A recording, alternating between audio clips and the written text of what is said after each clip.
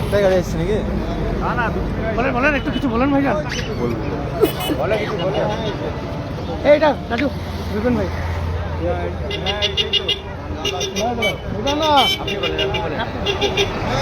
আমাদের এমএলএ হুমায়ুন কবির সাহেব এই মুহূর্তে তিনি প্রবেশ করতে চলেছেন আমাদের হাপ্তা এক গ্রাম পঞ্চায়েতের এলাকার যে ইউপির পার্টি অফিস উদ্বোধন হতে চলেছে, সেখানে চলে আসছেন, ঢুকছেন। রাজু ভালো আছেন?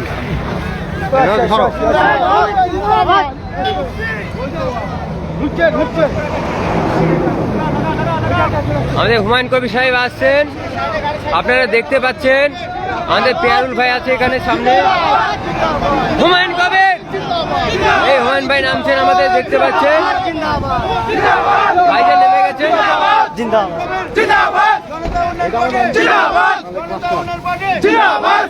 চলো চলো আগে চলো,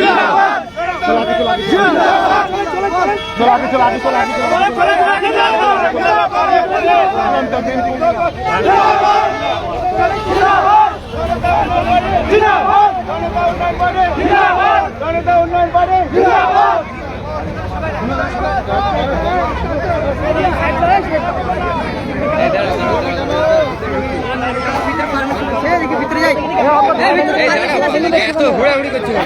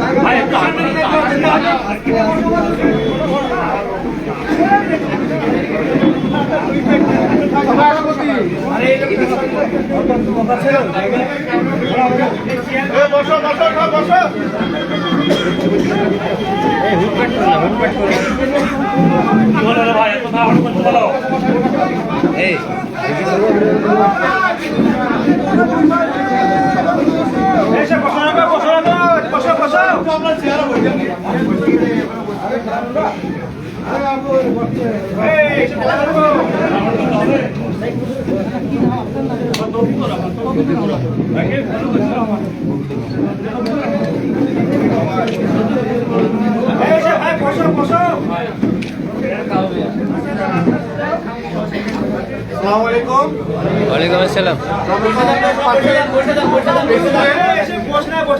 জনতা উন্নয়ন পার্টির প্রেসিডেন্টকে হাপ্তা 1 পঞ্চায়েতের অঞ্চল সভাপতি ভাই মালেক বরণ করে নেবে।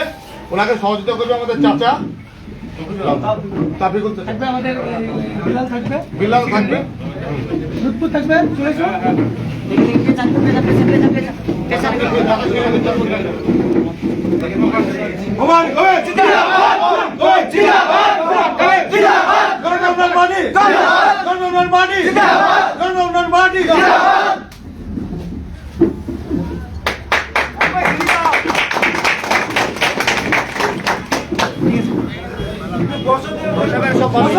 সবাই বসো।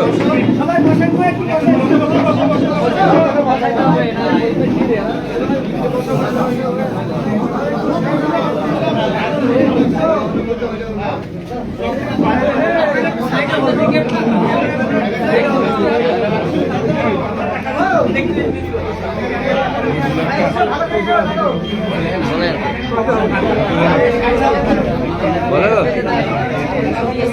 লাইট সকলকে আমার হার্দিক অভিনন্দন, শুভেচ্ছা, ভালোবাসা। আপনারা এসেছেন, বসেন বসেন বসে ভালো এটা একটু বসেন। তাহলে আমরা ঠিক আছে, আমি আসিতে দেখছি। মিডিয়া যে কজন আছে সামনে সব মিডিয়া সবাই একটু সাউন্ডটা স্লো করে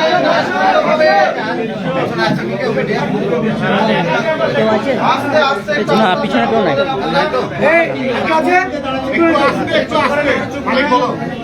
সকলকে আমাদের হার্দিক অভিনন্দন, শুভেচ্ছা, ভালোবাসা। লাইভ হচ্ছে, লাইভ হচ্ছে। আমাদের এই যে ভাবনা অঞ্চল কমিটি আজকে আঞ্চলিক কার্যালয় তৈরি হচ্ছে। জায়গাটা অনেক short হয়েছে, বাইরে করলে ঠিক ছিল। এই, এত চিৎকার করলে হবে? চুপে যান, চুপে যান। এই বিলাল, একটু চুপ করতে বলেন, শান্ত হন। বলছি সবাই বসে যান, কাইন্ডলি একটু বসে যান, বসে যান প্লিজ। কিছু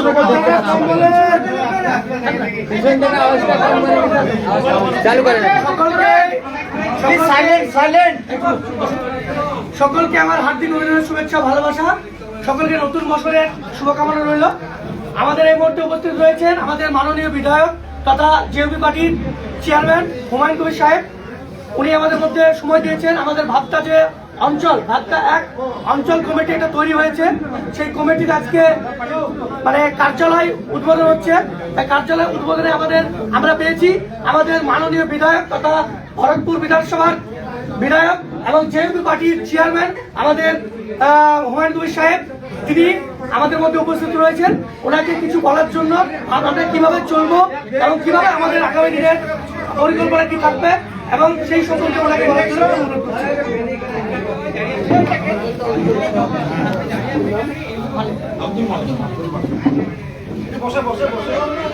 আজকে 10ই জানুয়ারি 2000 কম বলেন। সবাইকে ইংরেজি বছরের শুভেচ্ছা জানাই। ভালো করে কর। ভাবদা ওয়ান অঞ্চল 1 নম্বর অঞ্চল। আমরা অঞ্চলের জনতা উন্নয়ন পার্টির অঞ্চল সভাপতি হিসাবে মালেক মাস্টারকে আমরা নির্বাচিত করেছি। আপনারা জানেন এটা বেলডাঙ্গা 71 নম্বর বিধানসভার অন্তর্গত পড়ে। কারণ এই বেলডাঙ্গা ওয়ানের যে অঞ্চলগুলি আছে তার মধ্যে 4টি নওদা বিধানসভার মধ্যে পড়ে। আর বাকি যে অঞ্চলগুলি আছে সেই অঞ্চলগুলির মধ্যে বেলডাঙ্গা বিধানসভার অন্যতম একটা ভাবদা ওয়ান। তো আমাদের আগেই জানেন যে আমরা 22শে ডিসেম্বর 2025 আমরা বেলডাঙ্গার মির্জাপুরের মোড়ে একটা জনতা উন্নয়ন পার্টি আমরা নতুনভাবে বাংলার মানুষের কাছে আমরা স্থাপন করেছি। এটা কথা কম বলেন স্যার। আমাদের লক্ষ্য হচ্ছে বাংলার মানুষের ভোট নিয়ে 1977 সালের আগে কংগ্রেস নির্বাচিত হয়েছে বারবার। প্রায় 50 বছর ধরে কংগ্রেস আর বাংলার রাজনীতিতে প্রাসঙ্গিকতা হারিয়েছে। 1977 সালে কংগ্রেসের সরকারকে পরাজিত করে 21শে জুন 1977 সালে মার্ক্সবাদী কমিউনিস্ট পার্টির বর্ষিয়ান নেতা প্রমোদ দাশগুপ্ত তখন এই মার্ক্সবাদী কমিউনিস্ট পার্টির দায়িত্বে ছিলেন। আর বিখ্যাত ব্যারিস্টার জ্যোতি বসু মুখ্যমন্ত্রী হয়েছিলেন 1977 সালের 21শে জুন।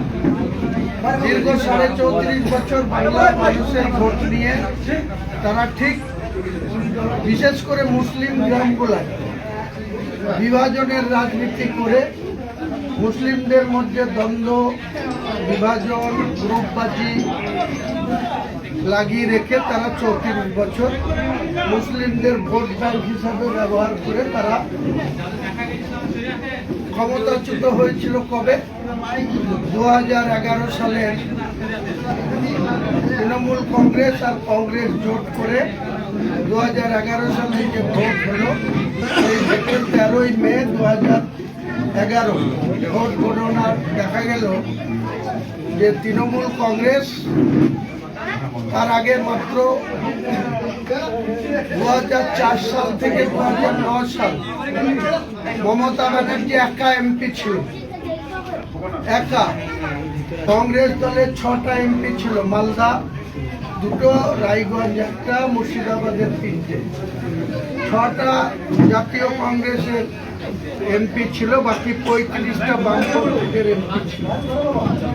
এইসবের পরেও 4-এর পর 9 আসলো, 9-এ তৃণমূল কংগ্রেস 1 থেকে 18টা এমপি পেল। আর তাদের জোট সঙ্গী জয়নগর, দক্ষিণ 24 পরগনার জয়নগরের সিটে মুর্শিদাবাদের এই নবগ্রামের বাসিন্দা ডক্টর তরুণ কান্তি মণ্ডল, তিনি এসইউসি থেকে নির্বাচিত হলেন। 19 জন এমপি হলো 2009-এ। স্বাভাবিকভাবে রাজ্যের সেই সময়কার প্রশাসন, পুলিশ, ডিএম, এসপি, ওসি, বিডিওরা যখন দেখলো যে 35টা বামফ্রন্টের এমপি থেকে নেমে চলে আসলো 15-তে, তখন কিন্তু প্রশাসন নিউট্রাল হয়ে গেল। প্রশাসন আর সিপিএম পার্টির দাবেদারি করা কমিয়ে দিল, নিরপেক্ষ দৃষ্টিভঙ্গি দিয়ে এনারা প্রশাসন চালাতে লাগলো। ফলস্বরূপ 2011-তে মমতা ব্যানার্জি যে কংগ্রেসকে তুচ্ছ করে, কংগ্রেসকে তরমুজ আখ্যা দিয়ে, তরমুজ আখ্যাটা কেন দিয়েছিল? তরমুজের দেখবেন উপরকার খোসাটার রং সবুজ হয়, আর কাটলে পারেই তার ভেতরটা লাল হয়। তো সেই সময় এই যে সবুজ রঙের তরমুজকে কংগ্রেস দলকে আখ্যা দিয়েছিল যে সিপিএম আর কংগ্রেস জোট আছে বা ভেতরে আন্ডারস্ট্যান্ডিং আছে। তাই সিপিএম দলের কর্মকর্তারা কংগ্রেস দলের বাড়িঘর জ্বালিয়ে দিলেও, কংগ্রেসের কর্মীদের মা বোনের ইজ্জত লুটলেও, কংগ্রেস কর্মীদের মার্ডার করে দিলেও সেই সময় সিপিএম এর প্রশাসনের বিরুদ্ধে কংগ্রেস কিন্তু কোনো আন্দোলন করত না, আন্দোলন করতে পারত না, বিশ্বাসযোগ্যতাটাই হারিয়েছে।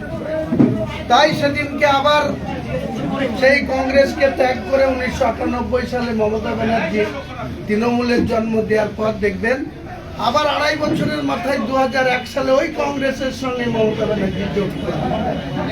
সে জোট করেও সফলতা পেল না। 2001 সালের বিধানসভা নির্বাচনে এই যে এখন মুর্শিদাবাদের এমপি আবু তাহের খান, তখন ওকে আমরা বাস চিহ্ন নিয়ে ভোটে জিতেছিলাম। আর এখন যে তৃণমূলের চেয়ারম্যান নিয়ামত হাজি, হরিয়ারপাড়ার বিধায়ক, ওনাকে টিবল চিহ্ন নিয়ে জিতেছিল। তাদের বিরুদ্ধে, এই তৃণমূলের জোটের বিরুদ্ধে। তৃণমূল এবং কংগ্রেস দুটোই 2001 সালে জোট করেছিল সিপিএমকে হারানোর জন্য, কিন্তু তারা সার্থকতা পায়নি। তারা বিক্ষিপ্তভাবে আবার তাদেরকে বামফ্রন্টের বুদ্ধবাবুদের কাছে পরাজয় স্বীকার করতে হয়েছিল। 6 সালে বামফ্রন্ট বুদ্ধবাবুর নেতৃত্বে 235টা আসন পেয়েছিল।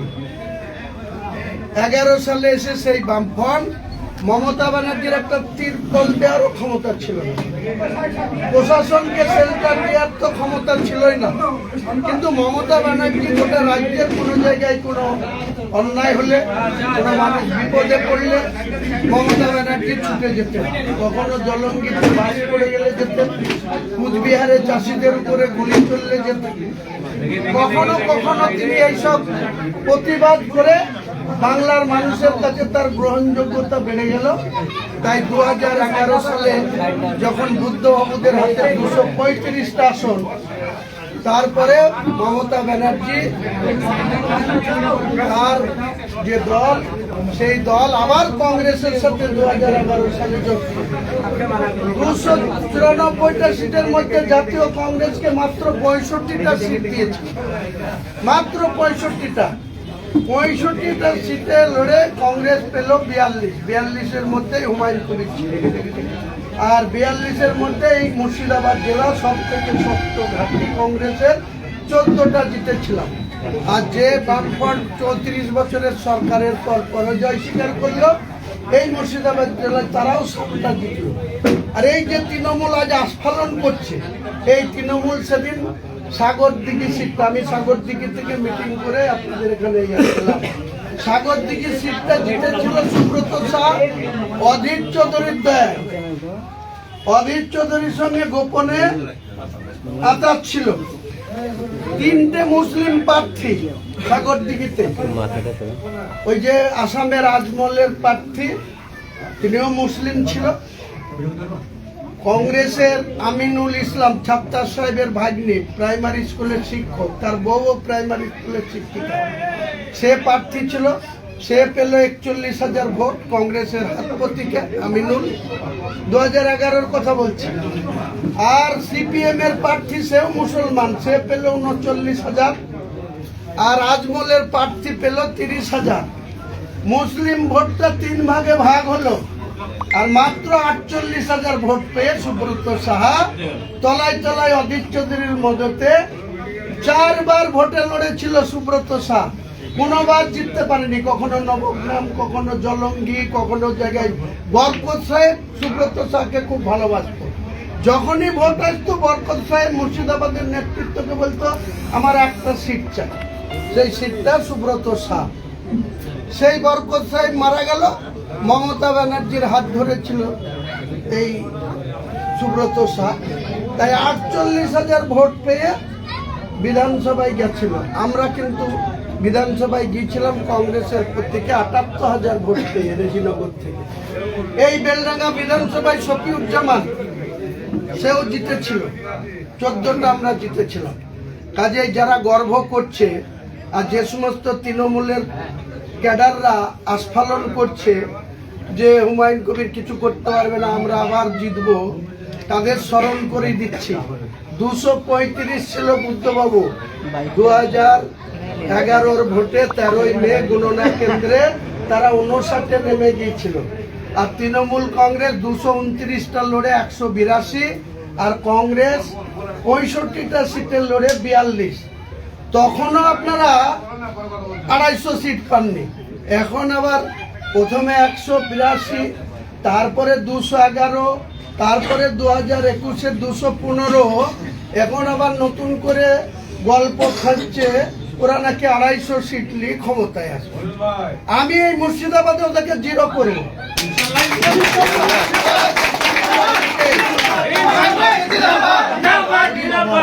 20টা সিট আছে তৃণমূলের, 2টো বিজেপি আছে। আমি মুর্শিদাবাদে আগামী দিনে যে সারা জীবন যে সিপিএম এর বিরুদ্ধে আমরা রাজনীতি করেছি, সিপিএম এর প্রশাসনের রক্তচক্ষু সহ্য করেছি, 27টা মামলা খেয়ে তবুও সিপিএম এর বিরোধিতা ছাড়িনি। কখনো একটানা 81 দিন বহরমপুর জেলে থেকেছি, কখনো 22 দিন জেলে থেকেছি, কখনো 8 দিন জেলে থেকেছি, কখনো 1 মাস। সিদ্দিকা বেগম যখন 2003 থেকে 2008 সভাধিপতি, তখন বিদ্যুৎ দপ্তরের একজন অফিসারকে ঘেরাও করে আটকে রাখার জন্য কেস খেয়ে 1 মাস জেলার বাইরে লুকিয়ে থাকতে হয়েছে। তবুও কিন্তু আমরা শাসক দলের চক্রবাণী সহ্য করিনি এই হুমায়ুন কবির। তা আমি বলছি আপনারা আছেন তো, 215 জিতেছিলেন, 2021-এ 15-র মধ্যে হুমায়ুন কবির নাই, 14। আর বিজেপি থেকে কয়েকজনকে ভাঙিয়ে নিয়েছে 220। আপনারা স্বপ্ন দেখছেন যে 2026-এর ভোটে 250 সিট 100 পুজাবে কিনা, বুঝতে পারবে কিনা বাংলার মানুষ আপনাদের ঘৃণা করতে শুরু করেছে। আপনাদের যে অস্বচ্ছ মনোভাব, যে দুর্নীতি, ওই পার্থ চট্টোপাধ্যায়ের বাড়িতে তার প্রেমিকার ঘরে, অর্পিতার ঘরে 51 কোটি পাওয়া যায়, 3 বছর জেল খাটে, জেলের ঘানি টানে। ওই জ্যোতিপ্রিয় মল্লিক রাজ্যের ক্যাবিনেটের সদস্য, 1 বছরের বেশি জেল। এই যে আমাদের ভোটারের ঠিক রেজিনগর বিধানসভার ঠিক উল্টো দিকে ভোট পলাশি পাড়া মানিক ভট্টাচার্য, সে 2 বছর জেল খাটলো চাকরি বিক্রি করার দায়ে, প্রায় জেল খাটলো। কাজেই মমতা ব্যানার্জির সরকারটা যে দুর্নীতিগ্রস্ত সেটা ইতিমধ্যেই কারো সাজা না হলেও প্রমাণ হয়ে গেছে, প্রমাণিত। মুসলমান জাতির কাছে আমার একটাই বলা, মুসলমান আল্লাহর গোলামি করবে, মুসলমান কোন অমুসলিমের গোলামি করবে না। আল্লাহু আকবার, আল্লাহু আকবার, আল্লাহু আকবার। মুসলমান কবরে যাবে ঈমান নিয়ে, মুসলমান কোন মন্দির করতে চাঁদা দিবে না, মুসলমান মসজিদ করতে চাঁদা দেবে, মুসলমান 5 ওয়াক্ত নামাজ পড়বে, ইবাদত করবে, আল্লাহকে মেনে চলবে, এটাই আমার বলা। এরা যা মুনাফেকি কাজ করছে, আর কিছু মুসলমান আছে এখনো দাড়ি রেখেছে, নবী সাহেবের সুন্নত রেখেছে, মাথায় টুপি দিয়ে এখানকার প্রশাসনকে ব্যবহার করে এখনো যার যে ইমামতি করে 100 জন নামাজ পড়তে গেলে 3 জন যদি পিছনের কাতার থেকে যদি বলে এই তোমার এই ইমামতি নামাজ পড়া ভুল হলো, তোমাকে কালকে ছাড়িয়ে দেবো, এই 3 জনের প্রতিবাদে 97 জন পিছু হটে, তার চাকরি চলে যায়। তারা আবার এখন তৃণমূলের দায়িত্ব নিয়েছে, বলছে তৃণমূলকে জিতাবো। এইসব ইমামরা কোথায় থাকবে 2026 সালের ভোটের পরে দেখা যাবে। তারা আবার সবার আগে আপনাদের আগে এসে লাইন দেবে।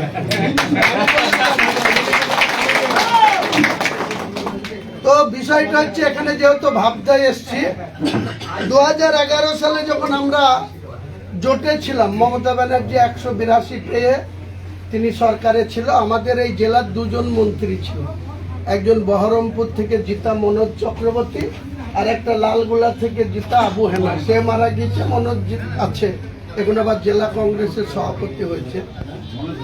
আমরা একবার মমতা ব্যানার্জির কাছে 8 জন বিধায়ক, 14 জনের ভিতরে 8 জন বিধায়ক লিখিতভাবে মমতা ব্যানার্জির কাছে চিঠি করেছিল।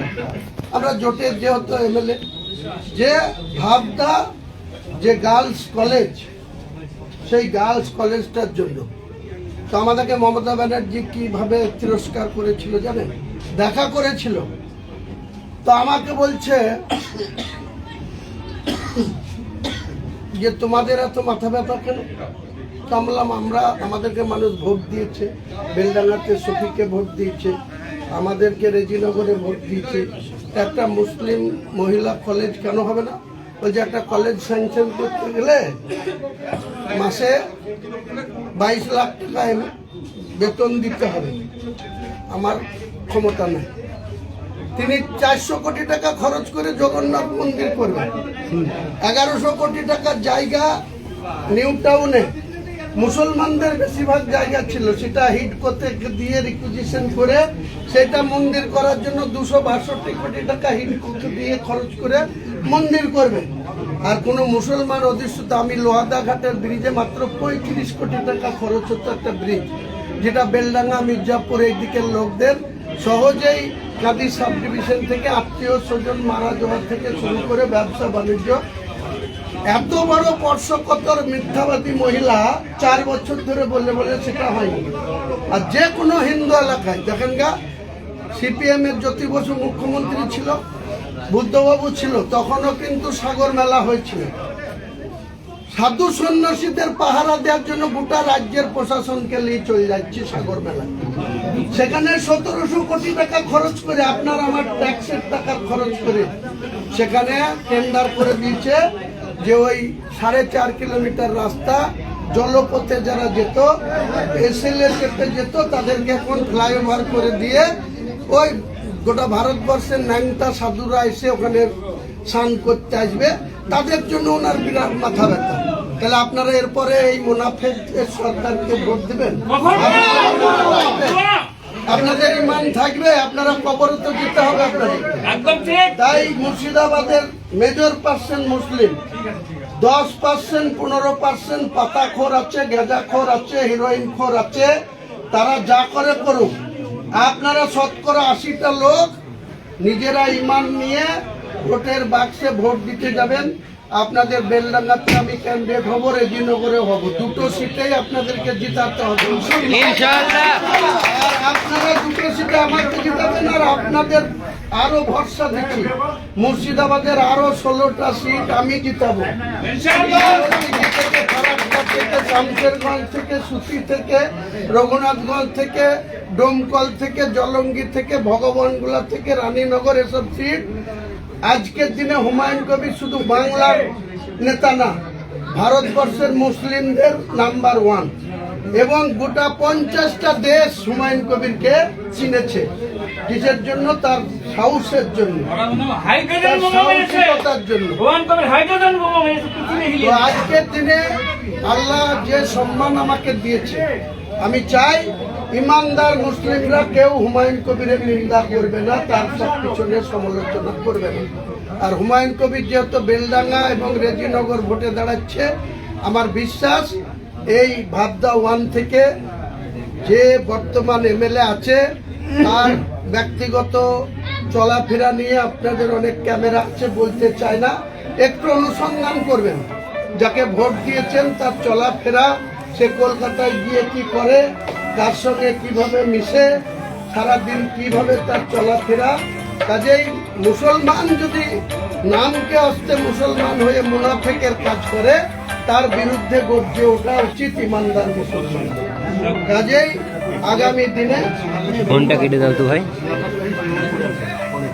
জানি আমি কলেজের ইস্যুটা এই মুহূর্তে বেশি করে বলার দরকার না, আমাদেরকে ভোট দিয়ে ক্ষমতায় আনুক, কলেজ আমরা 6 মাসও পার হবে না, ইনশাআল্লাহ। করবে না। আবার যদি তারা ভোট পায়, আরো মুসলমানদের দৈন্যদশা বাড়বে, মিথ্যাচার বাড়বে। কাজেই তাকে ভোটের এতে কেউ প্রলোভন দিবে, কেউ 2000-5000 টাকার লোভ দেখাবে। আর লক্ষ্মীর ভান্ডার দিয়েছে, লক্ষ্মীর ভান্ডার 1000 টাকা দেয়, 500 দিত, এটা 1000। তো কাদের দেয়? যারা তৃণমূলকে ভোট দিয়ে সরকারে রেখেছে তাদের দেয় 1000 টাকা মাসে। আর যারা ওদের বিরোধিতা করে, বিজেপিকে ভোট দেয়, তাদের দেয় 1200 টাকা। দেয় কিনা আপনারা ভালো করে বলেন। এই যে পাড়ায় সমাধান 10 লাখ করে টাকা দিচ্ছে, আপনারা মারামারি করে এই সরকারের হয়ে ভোট করেছেন, আপনাদেরও 10 লাখ। যে এদের মধ্যে আঝোড়া বাস দিচ্ছে তৃণমূলকে, তাদেরও 10 দিচ্ছে কিনা? আপনাদের স্পেশাল কি আছে? তাহলে আপনারা বিবেকবান হবেন না, আপনাদের বিবেককে জাগ্রত করবেন না? এরপরেও যদি তাদের পক্ষে ভোট দেন, তাদের হয়ে গুণগান গেয়ে বেড়ান, তাহলে আপনাদের আরো ওই বেলডাঙ্গার আইসি আপনাদের বিনা কারণে তুলে নিয়ে যেয়ে উঁচু করে টাঙিয়ে মারে। আর যদি আমাদের ভোট দিয়ে হাত শক্তিশালী করেন, ওই পুলিশকে পুলিশের কাজ করবে, আইন শৃঙ্খলা দেখবে, কারো কে কাকে জমি বিক্রি করলো, কে কার জমিতে চাষ করলো, ও দেখার এখতিয়ার আমরা তাকে করতে দেব না, একদম নিশ্চিত ভাবে। কাজে এই ভাবদার মানুষকে আমি খুব ভালো করে চিনি। এনারা অত্যন্ত বেশিরভাগ মানুষই সৎ পথে চলার চেষ্টা করেন, ইমানদার মানুষ আছেন। আপনাদের কাছে আমার অনুরোধ যে আমি অনেক দিন থেকে রাজনীতি করি, আমি অনেক স্তর পঞ্চায়েত থেকে শুরু করে পঞ্চায়েত প্রথমে 1993, 98-এ পঞ্চায়েত সমিতি, 2003-এ জেলা পরিষদ, 2008-এ জেলা পরিষদ, 2011-তে এমএলএ, 2013-12-তে মন্ত্রী হয়ে আবার হারা, আবার 2016-তে টিকিট দেয়নি, নির্দলে দাঁড়িয়ে এই তৃণমূলের জামানা বাজেয়াপ্ত করেছিলাম 2016-তে। সিদ্দিকা বেগমকে লিয়েছে রেজিনগরে প্রার্থী করেছিল, মাত্র 14,631 ভোট পেয়েছে। আমি টেবিল চিহ্ন নিয়ে 74,210 ভোট পেয়েছি। আমাদের নতুন পার্টি, আপনাদের সকলের পার্টি, আপনারা সেই পার্টিটার মেম্বারশিপ হন। আমরা ফর্ম দেব, আপনাদের ফর্মের একটা করে পয়সা লাগবে না, টাকা লাগবে না। তৃণমূল যখন মেম্বারশিপ করতো 10 টাকা করে নিত, আমি 1 টাকাও নেব না। আমরা ফর্ম ফিল আপ করে আপনাদের দেব, আপনারা সেই ফর্ম ফিল আপ করে আমাদেরকে দেবেন। আমাদের প্রত্যেকটা বিধানসভায় একজন দুজন করে কম্পিউটার নিয়ে ছেলেরা আপনাদের নাম নোট করবে, নথিভুক্ত করবে। দেখতে দেখতে 22শে ফেব্রুয়ারি চলে আসবে, ভোট ডিক্লেয়ার হবে। গত 2021 সালে ভোট ডিক্লেয়ার হয়েছিল, ভোট হয়েছিল রোজার টাইমে। আমি নিজে রোজা করে ভোট করেছিলাম। লাস্ট ফেজে 29শে এপ্রিল 2021 আমার ভোট হয়েছিল। 43,383 মার্জিনে আমি জিতেছিলাম, মানুষের দোয়াই আশীর্বাদে, পবিত্র রোজার টাইমে। এবারও ভোটটা হবে ঠিক একটা ফেজ হয়তো রোজার টাইমে হবে, মার্চের লাস্টের দিকে থেকে শুরু হবে। 25শে এপ্রিলের মধ্যে ভোট কমপ্লিট হবে। 8 দফা 5 দফা কিছু না, 3 দফায় ভোট হয়ে যাবে। বিহারে যেমন 2 দফায় 243টা সিটের ভোট হলো, 294টা সিটে 3 দফায় ভোট হবে এবং 25শে এপ্রিলের মধ্যে ভোট হবে। আর 22 তারিখে ভোট ডিক্লেয়ার হওয়ার আগেই, অন্ততপক্ষে 1 সপ্তাহ আগে 400 কোম্পানি কেন্দ্র বাহিনী গোটা রাজ্যে ফ্ল্যাগ মার্চ করবে। এই তৃণমূলের ক্যাডাররা যেখানে উল্টো পাল্টা করবে, আমরা শুধু সেই ওসিদের বিরুদ্ধে ইলেকশন কমিশনের কাছে চিঠি করতে থাকবো, কমপ্লেন করতে থাকবো। দেখবেন ইলেকশন কমিশন এদেরকে ঠিক সোজা করবে। কাজে আপনাদের ভয় পাওয়ার কিছু নাই, নির্ভয়ে থাকুন, সৎ পথে থাকুন, ভালোভাবে থাকুন, সুস্থ থাকুন। আগামী দিনে মুর্শিদাবাদের অধিকার 70% মুসলমান, 30% অমুসলিম। তাদের একটা বুথে যদি 1000 ভোট থাকে হিন্দু গ্রামে, এই মহল্লা বলেন আর বেলডাঙ্গার আন্ডিরন বলেন আর যে কোনো জায়গায়, দেখবেন বিগত দিনে যে ভোট হয়েছে, 1000 হিন্দু বুথে ভোট হয়েছে, 70 থেকে 72%-এর বেশি পোল হয় না। আর 1000 মুসলিম ভোটে পোল হয় 80 থেকে 85, 88 পর্যন্ত। কাজেই যে আমরা মুর্শিদাবাদের 70% আছি, ওটা 80% ধরেন আর ওদের 20% ধরেন। কারণ ওদের 65 থেকে 70 বেশি পোল হয় না কোনো হিন্দু গ্রামে। আপনি ডিএম অফিসে রাইট টু ইনফরমেশন অ্যাক্টে চিঠি করে জেনে নিতে পারেন যে হুমায়ুন কবির কোনো মিথ্যা কথা বলছে, ব্লাফ মারছে না, নিজের পক্ষে টেনে কথা বলছে। কাজেই আমরা মুর্শিদাবাদ জেলা সহ গোটা রাজ্যে মুসলমানদের যে 32% ভোট, যদি ভোট দিতে যায়, যে 51টা ভোট পাবে সেই বুথে পঞ্চায়েতের মেম্বার হবে। কোথাও বলা নাই যে 900 লোক ভোট দিতে এলো না, তাহলে তুমি মেম্বারের সার্টিফিকেট পাবা না। 100 ভোট দিয়েও কিন্তু মেম্বার হয়ে যাবে 51টা যে পাবে। কোনো পঞ্চায়েত যে পাবে তাকে ওখানে বোমের পটকার আওয়াজ খেয়ে বাড়ে আসে। এটাই হচ্ছে ভারতবর্ষের সংবিধান। কাজেই আমরা মুসলমানরা 32% আর 40% করি ভোটের দিনে, আর হিন্দুরা অলসতায় ভরা, তারা নেতা হবে, বড় ছাল নেবে, কিন্তু মুসলমানদের বুথে বুথে মারামারি লাগিয়ে দেবে, মামা ভাগ্নির বিরুদ্ধে, শ্বশুর জামাইয়ের বিরুদ্ধে, জামাই শ্বশুরের বিরুদ্ধে। এই আমরা দেখছি 43 বছরের রাজনীতি। এগুলা বন্ধ করতে হবে। মুসলমান সমাজ শান্তিতে থাকুক, শৃঙ্খলাবদ্ধ থাকুক, সম্প্রীতি বজায় রেখে থাকুক, অমুসলিমদের সাথে ভালো ব্যবহার করুক, নিজের ধর্মের প্রতি আস্থা রাখুক, অপরের ধর্মের প্রতি শ্রদ্ধা রাখুক। এটাই আমার বক্তব্য। এরপরেও আরো কয়েকটা জায়গায় প্রোগ্রাম আছে, আপনারা ভালো থাকুন। আমি বলছি, বেলডাঙ্গা বিধানসভায় বিপুল ভোটে আমাদের জিতান। ভাবদা গার্লস কলেজ 6 মাসের মধ্যে হবে। এখানে রেকর্ড করে রাখেন, ভোট হয়ে যাবে 6 মাস কলেজ হয়ে যাবে। সবাই তো একটু ভাটা করে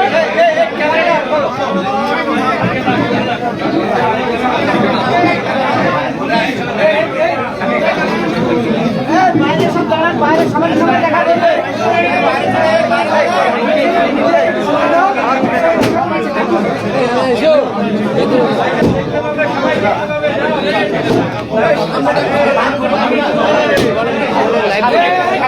সামনে একটু ফাঁকা করে দাও, পাঠাচ্ছে সামনে ফাঁকা করে দাও। সবাই দেখতে পাবেন সামনেটা ফাঁকা করো।